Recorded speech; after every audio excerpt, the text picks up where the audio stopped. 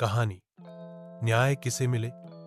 राजा विक्रमादित्य जैसे ही बेताल को अपने कंधे पर लेकर चलने लगे, बेताल ने फिर एक नई कहानी शुरू की। राजा विक्रम, एक नगर में एक राजा था जो न्यायप्रिय और प्रजावत्सल था। उसी नगर में एक व्यापारी था जिसकी एकमात्र पुत्री थी।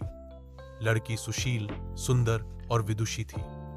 उसके लिए कई रिश्ते आए, पर पिता ने उसकी मर्जी से एक सज्जन युवक से उसका विवाह तय कर दिया। विवाह की तैयारी जोरों से चल रही थी। ठीक उसी समय उस नगर में एक साधु आया। वह बहुत प्रभावशाली और तेजस्वी था।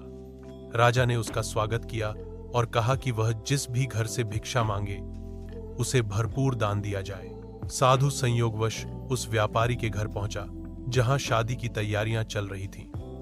लड़की साधु को देखकर तुरंत भिक्षा देने आई। साधु उसकी सुंदरता और व्यवहार से इतना प्रभावित हुआ कि उसी क्षण उससे विवाह करने की इच्छा जता दी। लड़की और उसके पिता स्तब्ध रह गए, पर उन्होंने साधु का अपमान नहीं किया और नम्रता से कहा कि विवाह पहले ही तय हो चुका है। साधु क्रोधित हो गया और शाप दे दिया, जिस किसी से भी यह विवाह करेगी उसकी तुरंत मृत्यु हो जाएगी। शाप के डर से कोई भी युवक उससे विवाह करने को तैयार नहीं हुआ। अब लड़की के सामने संकट खड़ा हो गया। तभी एक साहसी ब्राह्मण युवक ने आगे बढ़कर कहा, मैं इस लड़की से विवाह करूंगा, चाहे मेरी जान ही क्यों न चली जाए। विवाह हुआ और जैसे ही विवाह की अग्नि पूरी हुई, युवक मूर्छित हो गया। सबने सोचा वह मर गया। राजा के दरबार में मामला पहुंचा। राजा ने कहा, चूंकि विवाह हो चुका है तो यह स्त्री अब इस मृत युवक की विधवा मानी जाएगी।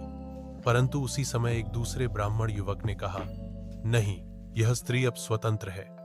उसका जीवन उसके हाथ में है, वह जिसे चाहे चुन सकती है। अब बताओ राजा विक्रम कौन सही है? क्या उसे उस मृत युवक की विधवा मानना चाहिए या उसे दोबारा विवाह की स्वतंत्रता मिलनी चाहिए? राजा विक्रम ने सोचकर उत्तर दिया, यदि विवाह के तुरंत बाद पति मर जाए तो स्त्री को जीवन भर विधवा नहीं रहना चाहिए। उसे अपना भविष्य चुनने का अधिकार है। इसीलिए दूसरा ब्राह्मण युवक सही है। बेताल हौस पड़ा और बोला, उत्तर एकदम सही है, लेकिन तुमने फिर मुंह खोला। अब मैं फिर उड़ रहा हूं। और बेताल फिर से उड़कर पेड़ पर जा लटका। सीख, न्याय में भावनाओं से अधिक तर्क और मानवीयता की जरूरत होती है। हर व्यक्ति को अपने भविष्य का निर्णय लेने की स्वतंत्रता मिलनी चाहिए।